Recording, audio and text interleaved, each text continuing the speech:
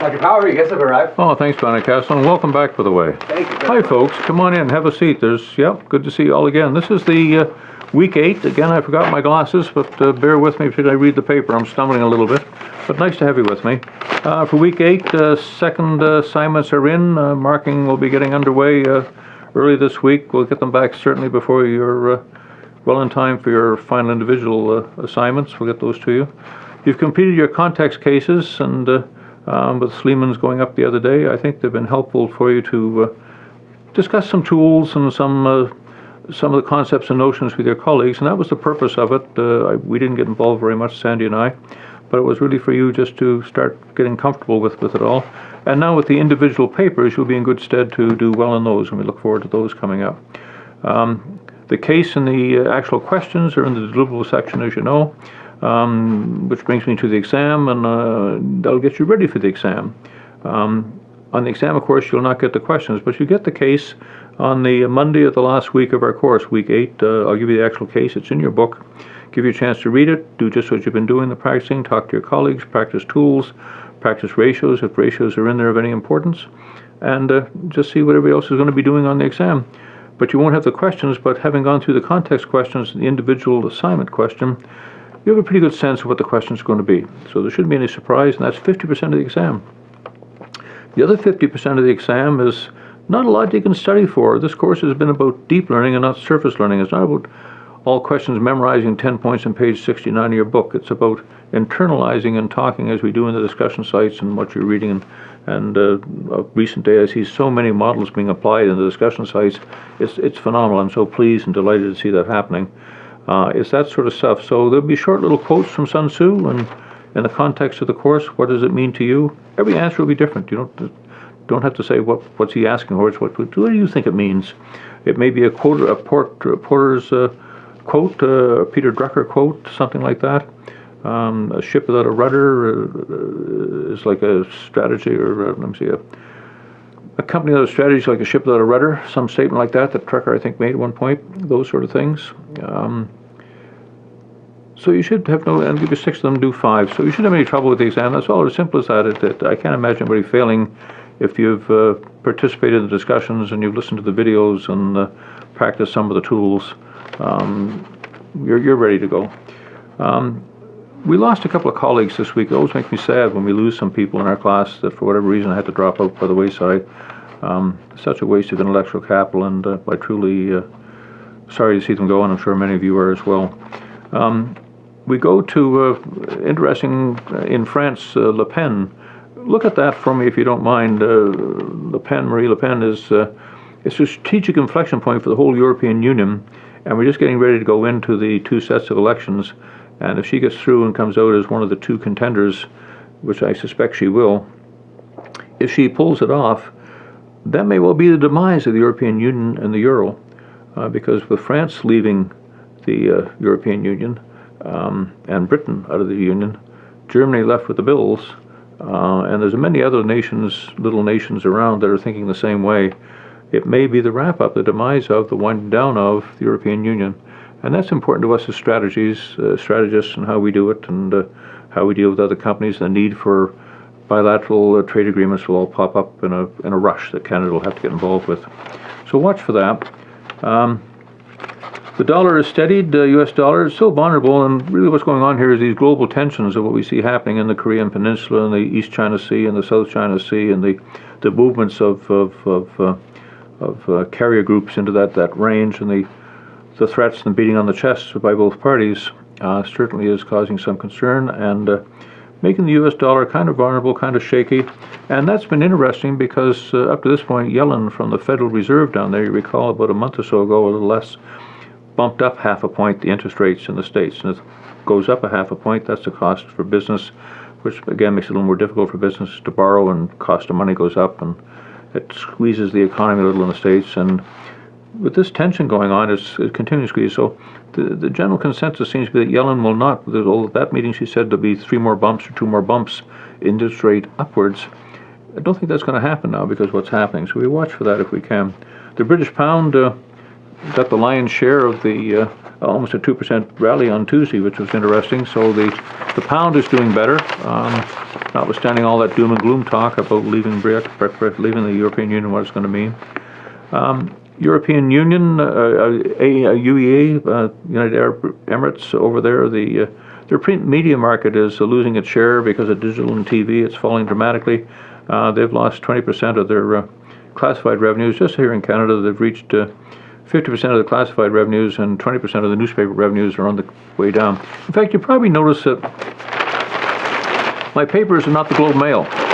It has been the Globe and Mail and the National Post for a great number of years, and with the Trump situation, I frankly got pissed off that almost every day there were 9 anti-Trump stories, and I don't care about that. You can make 9 anti-Trump, but there should be just 1 or 2 good stories. Must be something positive you can say, but the editorial policy there, they were just slamming and slamming and slamming, and that's pretty short-sighted, it seems to me. In fact, we had an illustration of the governor for the Yukon, Sarah Palin, was talked and rumor fluffed around for a few minutes that she was going to become the ambassador to Canada, and immediately the Globe and the rest of the pundits all started yelling and calling names and making fun of her. But that's pretty short-sighted, because if she was turned out to be the ambassador for Canada, that's the people we have to deal with for NAFTA. And Prime Minister Trudeau did the same thing for Trump prior to him getting elected, took him to task in the Globe and Mail and joined in the bandwagon, the herding instinct, and fired insults at him. And now, no big surprise, as you will talk about today, we have to deal with NAFTA and find some common ground. And we haven't done ourselves any favor with this sort of fourth estate, or the sort of looking and talking the way they have been talking. So, anyway, I don't use the Globe anymore. I have to confess, I miss it. I want it. My wife occasionally on Saturday will slip me the big one for the weekend, and reluctantly I'll read it because I am happy reading it. But I'm just so angry with their editorial board that they have to give a balance left and right on the view. Anyway, enough of that. Point is that the publishing industry is in trouble in the United Arab Emirates, and it is around the world. In Somalia, from Al Jazeera, the U.S. are sending some troops into Somalia, just a small for training, etc., etc. But that's the largest deployment of U.S. troops since they remember the movie Black Hawk Down, about the mid-'90s when that happened. They haven't had a lot of troops in there, but now they're coming back in. In the Philippines, from Channel News Asia, I picked up that the Philippine Army is going to put all Muslim units together down in Mindanao, down the southern part of the Philippines. Though it's a Catholic nation, a lot of Muslims live down in that area, and so to their credit, they're going to have complete Muslim military units to keep the peace down there, which I found interesting. Russia's doing marvelous things up north, and you can have a virtual tour if you want to go online and see the new Arctic military base that's just been unveiled by the Russians.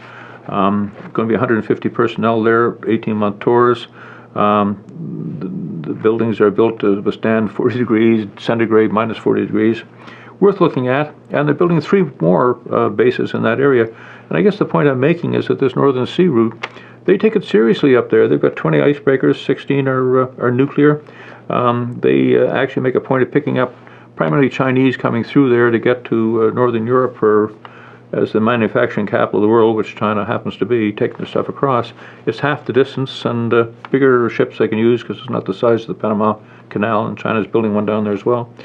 Going back and forth. And so they've taken control of their north.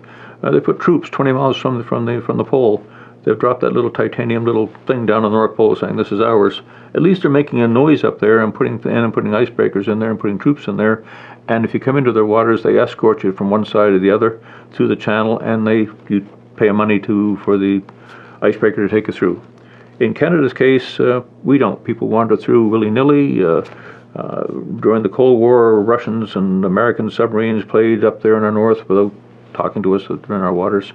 And when I was born, I can recall the 1/4 of the world was all pink. It was all British Commonwealth. And certainly Canada at that point went right to the North Pole. It was all pink. Not so today. Our lines are retracting. We're under attack. It's rolling back and rolling back and rolling back to actually what we have. And China's made the statement that our our channel coming through there that they say no, it's in their national security interests and it's international waters. And so there's a lot there we have to look at, but we do nothing in the north of any meaningful way. Anyway, the Americans, the Russians are doing it according to the BBC News. Saudi is doing a lot of work on renewable energy, just put another 300 megawatt solar power project together. They say in 5 years, 10% of all their energy will now be solar, considering it's an oil-rich nation, which is interesting. In Munich, a publication about the cost of electricity and solar power is coming down and what it's doing. They give some cost in here. Yeah, they say the latest cost as of a year ago, it's between 5 and 10 US cents a kilowatt hour in Europe, China, India, South Africa, and the United States. But in 2015, the prices started to drop downwards. So Peru is 4.8 cents, Mexico is 4.8. Dubai is now 3 cents a kilowatt hour. And so the cost is cascading down. Jobs are up, solar power panels globally, 2.8 million people are manufacturing, installing, and maintaining this, which is interesting.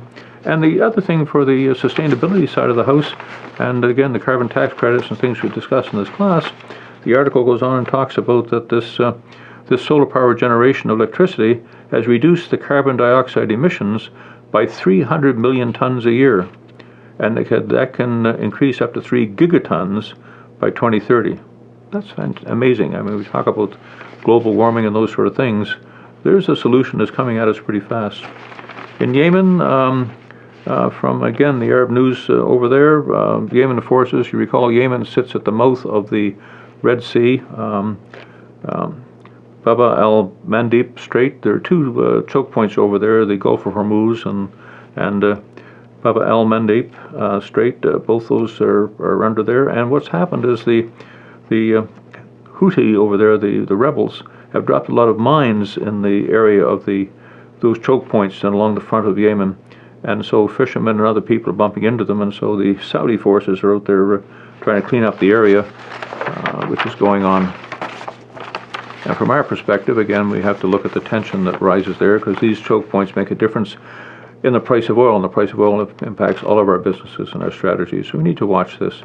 South Korea has put up the ship-to-shore guided missiles, new launchers going in. Again, all part of this umbrella need over there and what we see happening with the tensions in that area.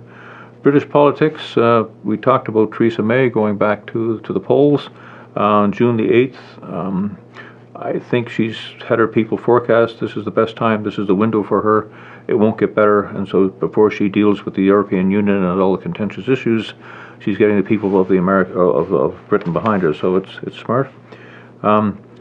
Alexander Fleming in 1928 discovered insulin in Canada, Connaught Labs, and antibiotics were supposed to be the thing, and they were the big thing, but the article here talks in terms that bacterial strains are becoming resistant, and that makes a difference. And they say we've outrun the use of these things, of antibiotics, because we're taking so many of them. We need to cut back on that. What else is of interest? Maybe I think that's probably all I want to cover from the picked up in the papers. Let me go to this covers now and see what we got in here of interest. I hope you're enjoying the class and getting something out of it.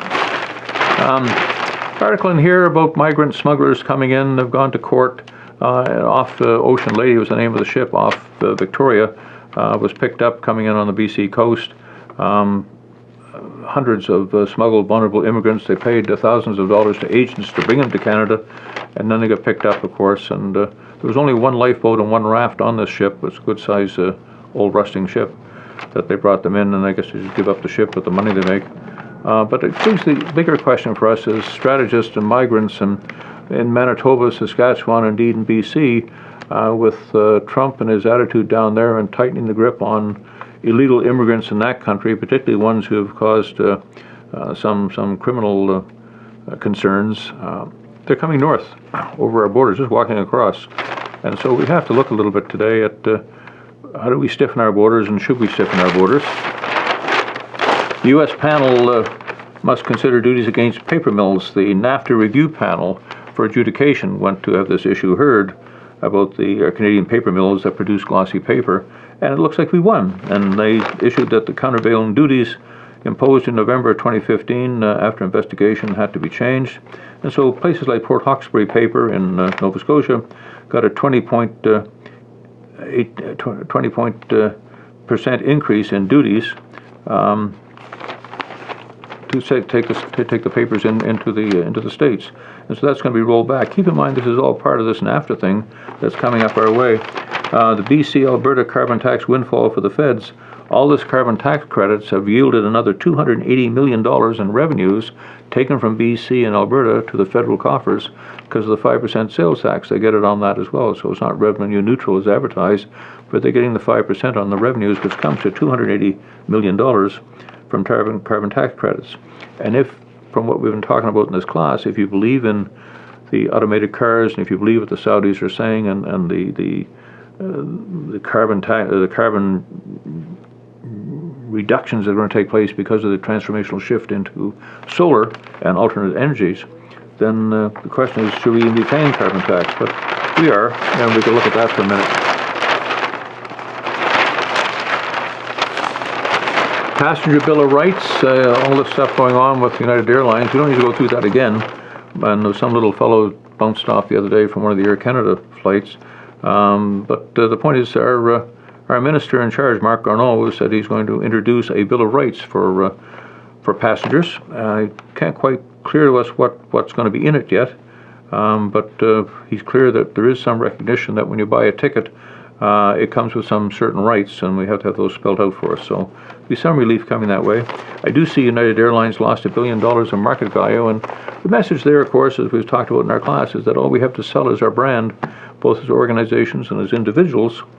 And clearly, it only takes 15 seconds to lose the brand after you spent 25 years building it.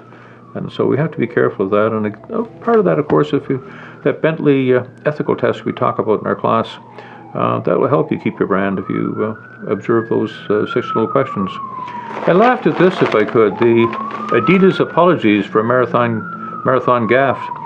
The Adidas, the running, put a little ad saying, "Congratulations, you survived the Boston Marathon." And then, of course, it dawned on them after they said it that in the 2013 Boston Marathon, 3 people were killed and 280 were wounded.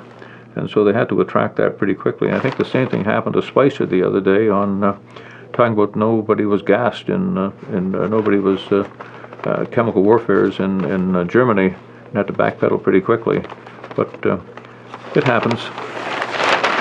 Okay.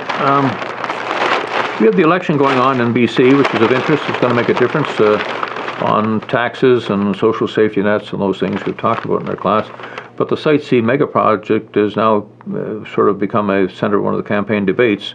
And so far it's $8.8 billion, $9 billion to build it is what the cost of the project's going to be. But on top of that, I read the other day in the paper that because we're moving with such speed to get this thing up for some reason, that the environmental folks in the federal government are going to levy about $1 billion worth of fines on us on top of that $9 billion because we're not saving the whales and saving the trees.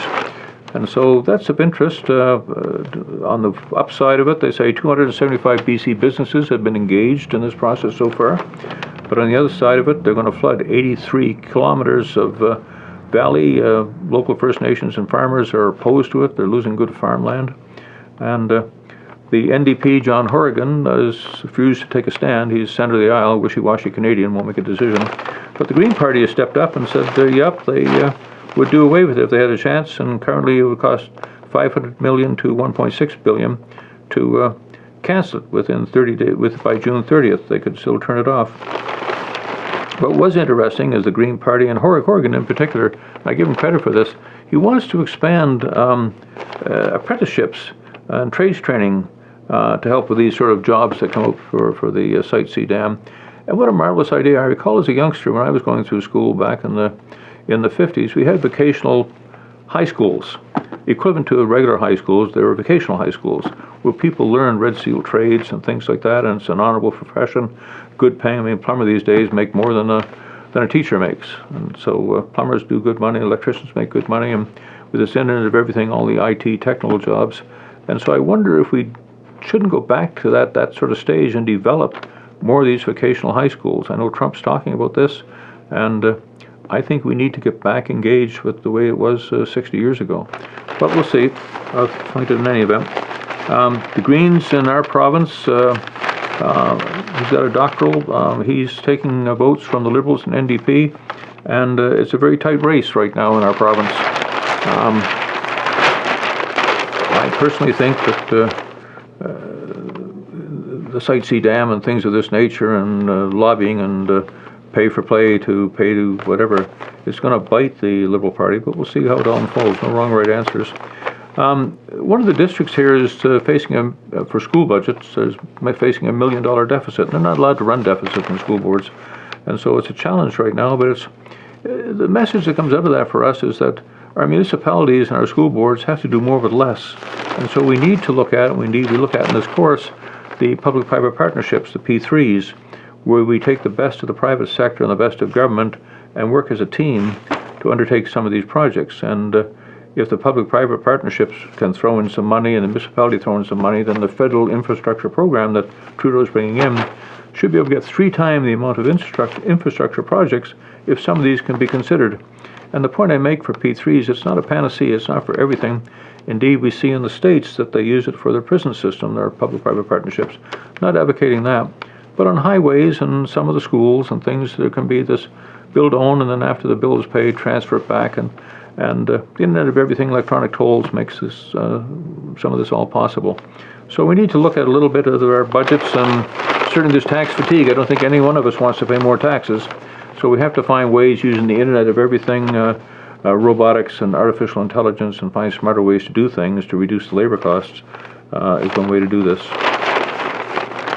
And the dairy farmers, very unfair what Trump says. And I had to look at that, did a little research, but he wanted some big changes to NAFTA, and he singled out the dairy farmers and said the subsidies, it's going to have to change.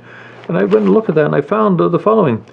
$684 billion, just about 7/10 of $1 trillion, Canada subsidizes a bunch of different industries. For example, the film industry, we send $297 million to make Hollywood North, to attract businesses out of the States to come make movies, particularly in Vancouver, but other places as well in Ontario.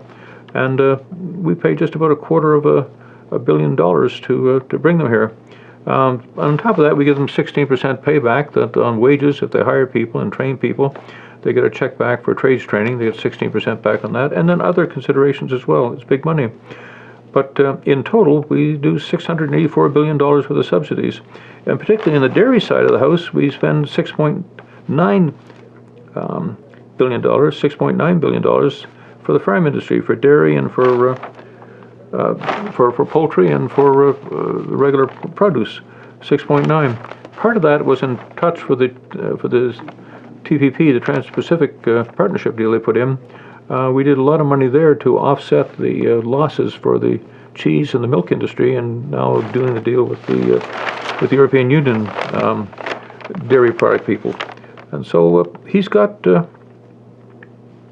some valid points there that we subsidize big time. And if we think about that for a minute, if this 7 point some odd, the $684 billion worth of subsidies primarily would go to, yes, the prairies, but also goes to Ontario and Quebec in a large way, because 70% of what we do goes to America. And if those subsidies are going to be wiped out, that's going to push our GNP down into recession levels. It's very serious what's going on with this NAFTA renegotiations. We're going to have to look closely at that. And if what he says is true, those are our subsidies, and they're not on the other side, and if we want a fair trade, we may be on the losing end of that argument. So pay attention to it. Charles and Camilla are coming to Canada for on June 29th to July 1st for Canada's 150th anniversary, which is pretty nice. In fact, I made the point in jest in one of the discussion threads that I've been around longer than 50% of Canada, so a lot of the history is in my head. I've lived it, which is interesting. But anyway, they're coming. But it raises a question for me that Charles and Camilla, is the monarchy dead? What does the monarchy do for us? It's going to be an expense. Should we have a monarchy? And to kick the conversation off, I would contend that if it wasn't for the monarchy, Canada would just be another United States. You'd have a President Trudeau instead of a Prime Minister Trudeau. But we have a Queen of Canada, and I think that's the thing that makes us different and unique. We can always appeal back to the Queen, and it somehow keeps us some semblance of order. But let's see, maybe people out there aren't monarchists. Certainly the old culture of 50, 60 years ago, everybody was up for the Queen. But today, it may not be quite so strong. Let's talk about that for a few minutes in class. It'll be fun.